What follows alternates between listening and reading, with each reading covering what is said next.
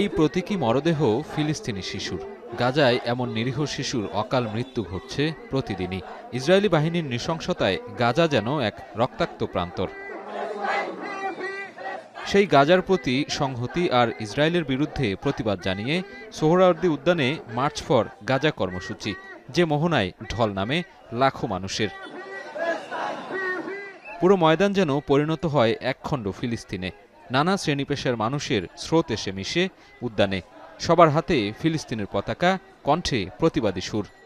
Bundle থাকলে প্রতি সেনমানিতে টাকা বাঁচবে। বিকাশ সেনমানি বান্ডেল কিনে জিতুন প্রতি লেনদেনে। ইহুদিবাদী জায়নবাদীদের বিরুদ্ধে আমরা এটা সমর্থন জানাতে এসেছি যে আমরা বাংলাদেশবাসী ঐক্যবদ্ধ আছি। গোটা বিশ্বের সমস্ত মানুষের, শুধু মুসলমানের নয়, সকল মানুষের মানবতাকে জাগ্রত করবার জন্য আমাদের এই প্রয়াস। দলমত নির্বিশেষে আমরা সবাই সম্মিলিতভাবে ইসরায়েলের বিরুদ্ধে আমরা ফিলিস্তিনকে স্বাধীন করতে চাই। প্যালেস্টাইন সলিডারিটি মুভমেন্ট বাংলাদেশ কর্মসূচিতে ভিন্ন ভিন্ন ব্যানারে যোগ দেয় বিভিন্ন রাজনৈতিক দল, সামাজিক সংগঠন ও বিশ্ববিদ্যালয়ের শিক্ষার্থীরা। এ সময় ইসরায়েলি আগ্রাসনের প্রতিবাদে নানা স্লোগান দেন তারা। শনিবার সকাল থেকেই কর্মসূচিতে অংশ নিতে দেশের বিভিন্ন প্রান্ত থেকে রাজধানীতে সর্বস্তরের মানুষের সমাগম ঘটে। কেউ ট্রেন, কেউ বাস, কেউ বা পায়ে হেঁটেই ঢাকার উদ্দেশ্যে যাত্রা করেন।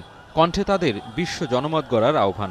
জাতিসংঘকে বার্তা দিতে চাইব, আপনারা এই বিষয়টা হস্তক্ষেপ করে দ্রুত এই হত্যাকাণ্ডের প্রতিহত করেন, হত্যাকাণ্ড বন্ধ করেন। আমরা সবসময় আমাদের সাথে আসি, কাজের পাশে আছি, তো আমাদের কর্মসূচি এটা চলবে ইনশাল্লাহ। মুসলিম মোড়লরা আছে তাদের বলতে চাচ্ছি যে প্যালেস্টাইন আমাদেরই ভাই, তো ওনাদের এই চুপ থাকাটা মানায় না। ইসরায়েলের যে বর্বরতা আছে, যে অকামিশন ওরা করতেছে আমাদের নিরীহ মুসলিমদের উপরে, যে অত্যাচার করতেছে, এটার জন্য ওদেরকে আল্লাহর কাছে জবাবদিহিতা করতেই হবে। বিশ্বের মুসলমানদের স্বাধীনতা রক্ষার্থে আমরা সবসময় একত্র থাকব।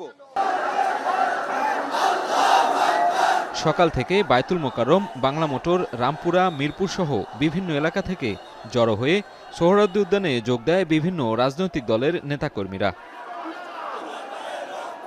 এদিন রামপুরা থেকে বেসরকারি বিশ্ববিদ্যালয়ের হাজারো শিক্ষার্থীর অংশগ্রহণে একটি মিছিল যাত্রা শুরু করে। নারী, শিশুসহ অংশগ্রহণকারী সবার হাতে ছিল বাংলাদেশ ও ফিলিস্তিনের পতাকা।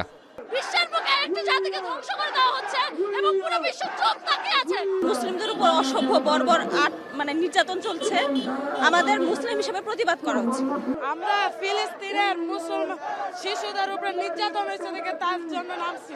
পুরো বিশ্ব চুপ করে আছে, তার বিরুদ্ধে বাংলাদেশ আজকে ঐক্যবদ্ধভাবে একটা বার্তা দিতে চায়।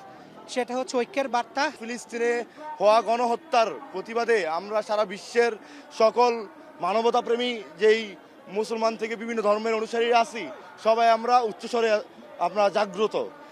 মার্চ ফর গাজায় অংশ নিতে আসা সর্বস্তরের মানুষ সোহরাওয়ার্দী ছাড়িয়ে অবস্থান নেন রমনা পার্ক ও মৎস্য ভবন এলাকাতেও। বিভিন্ন প্ল্যাকার্ড, ফেস্টুন ও ফিলিস্তিনের পতাকা হাতে বিক্ষোভ করেন তারা। সোহরাওয়ার্দী ময়দানের এই সমাবেশ থেকে ইসরায়েলের পণ্য বয়কট সহ দখলদার রাষ্ট্রটির মানবতা বিরোধী কর্মকাণ্ডের বিচার দাবি করেন প্রতিবাদকারীরা। ফিলিস্তিন অধ্যুষিত গাজায় ইসরায়েলের যে ন্যাক্কারজনক হামলা ঘটছে তার বিরুদ্ধে ফুঁসে উঠেছে পুরো মুসলিম বিশ্ব। ব্যতিক্রম নয় বাংলাদেশও, যার প্রমাণ আজকের এই মার্চ ফর গাজা কর্মসূচি।